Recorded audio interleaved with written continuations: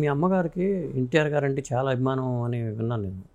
పెద్ద ఆయన కొన్ని ఇంటర్వ్యూలు కూడా పెద్ద ఆయన అంటూ ఉండేవాళ్ళు. ఎన్టీఆర్ గారితో ఉన్న అనుబంధం గురించి చెప్తూ ఉంటారా? చెప్తారండి. ఎందుకంటే నేనే ఒకసారి చూశానండి. యాక్చువల్గా రామారావు గారు మెడ్రాస్కి ఒకసారి వచ్చి నాన్నగారిని అమ్మగారిని పిలిచారండి. అప్పుడు ఆయన పోయిస్ గార్డెన్లో ఒక ఇంట్లో ఉన్నారు. ఆయన ఇల్లు అది. అక్కడికి వెళ్ళినప్పుడు మా అమ్మగారు అయితే అన్నయ్య గారు అని చెప్పేవారు. రామారావు గారేమో మా నాన్నగారిని బ్రదర్ అని పిలిచేవారు.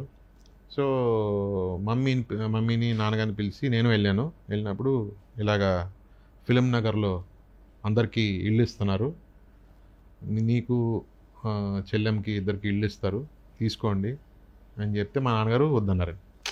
లేదు గురుగారు, నేను అయితే రాను అన్నయ్య గారు, నేను మెడ్రాస్లోనే సెటిల్ అయిపోయాను, ఇంకా నేను ఇప్పుడు హైదరాబాద్ వచ్చేసి. అంత దూరం ఆయన ఇంట్రెస్ట్ తీసుకుని చెప్పాల్సిన పని లేదు కదండి.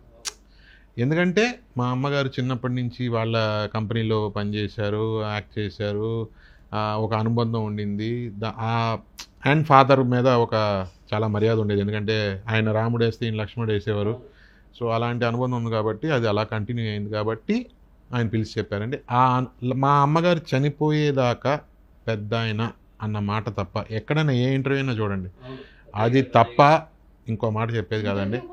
ఫోటో కూడా పెట్టుకుని రోజు పువ్వులు పెట్టేవారు. అట్లాగా ఆయన ఫోటో కింద రోజు పువ్వులు పెట్టి, మా నాన్నగారు ఫోటో ఉంటుందండి, ఆయన ఫోటో పక్కన పెట్టి పువ్వులు పెట్టి దండం పెట్టుకునేదండి. ఎందుకు అంత అభిమానం ఎన్టీ రామారావు గారు అంటే? లైఫ్ కదండి, సీతారామ కళ్యాణం తన లైఫ్ కదండి. సీతారామ కళ్యాణం అన్నది సాధారణమైన సినిమా కాదు కదండి. తను అప్పుడు 14 years అనుకుంటానండి తనకి. అండ్ తను అదే చెప్పేది, ఆ ఒక్క సాంగ్ నేను ఉన్నా నేను లేకపోయినా, పెద్ద ఆయన రాసిన సాంగ్ అది, నేను ఉన్నా లేకపోయినా నా జీవితం ఎక్కడున్నా సరే ఈ వాటెవర్ దిస్ వరల్డ్ ఉన్నంత వరకు ఆ సాంగ్ అయితే ప్లే అవుతూ ఉంటుంది. దానికి కారణం మేము ఇవాళ మేము ఒక లైఫ్, నా చెల్లెళ్ళు, నా అక్క, లేకపోతే మా బ్రదర్ అందరూ బాగున్నారు అంటే నా వల్ల. నేను ఎవరి వల్ల? ఎన్టీ రామారావు గారి వల్ల. అంతేనండి, మర్చిపోలేదండి. చాలా అంటే చాలా అభిమానం అండి. మన సీఎం అయిన తర్వాత ఎప్పుడైనా కలిసారా? అదే సీఎం అయిన తర్వాత అది కలిసిందండి. అప్పుడే మేము పోయిస్ గార్డెన్ ఇంట్లో వెళ్ళి కలిసామండి. థియేటర్ సీఎం ఇంకా రేపు వెళ్ళిపోతున్నారనమాట ఆయన. ఆ లాస్ట్ డే ఆఫ్ షూటింగ్, అది లాస్ట్ సినిమా ఏదని నాకు తెలియదు. అవును, జయప్రద గారి హీరోయిన్ అనుకుంటానండి, నాకు ఎగ్జాక్ట్గా పేరు, నేను చాలా చిన్న ఉండండి అప్పుడు. ఆయన చెప్పారు, ఇది ఓపెన్ చేస్తున్నాను, రేపటి నుంచి నేను రాజకీయాల్లో దిగుతున్నానని చెప్పారు.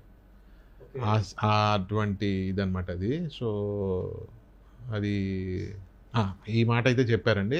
అండ్ రెండు సార్లు సీఎం అయిన తర్వాత కలిసామండి, 2 సార్లు కలిసామండి. అంటే ఊరికే ఏమైనా? లేదండి, ఇది ఆయన పిలిచారండి మాట్లాడడానికి, ఇలాగా మీకు ప్రాపర్టీలు తీసుకోండి అని చెప్పి ఒకసారి ఏమో డాడీ మమ్మీ వెళ్ళి ఇలా మీరు సీఎం అయ్యారు అని చెప్పి హైదరాబాద్లో కలవలేదండి, మెడ్రాస్లోనే కలిసామండి 2 సార్లు.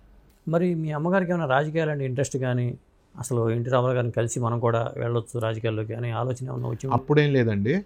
దాని తర్వాత ఇక్కడికి వచ్చిన తర్వాత నాకు కొన్ని సినిమాలు చేయడం స్టార్ట్ చేసిన తర్వాత టీడీపీ నుంచి మేడం పేరు ఏదో నాకు గుర్తులేదు, ఆవిడైతే పిలిచారండి.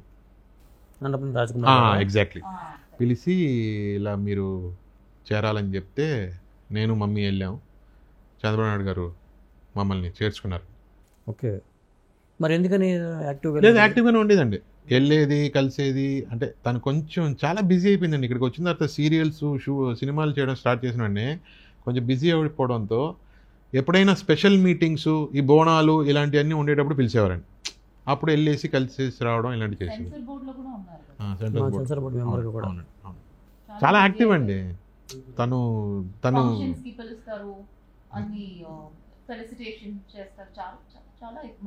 మేమైతే నువ్వు ఆగు అన్నా కూడా ఆగేది కదండి. రెస్ట్ తీసుకో ప్లీజ్, చాలా అంటే కూడా నేను నా ఊపిరి ఉన్నంత వరకు ఇలాగే ఉంటాను, ఇలాగే సినిమాలు చేస్తాను.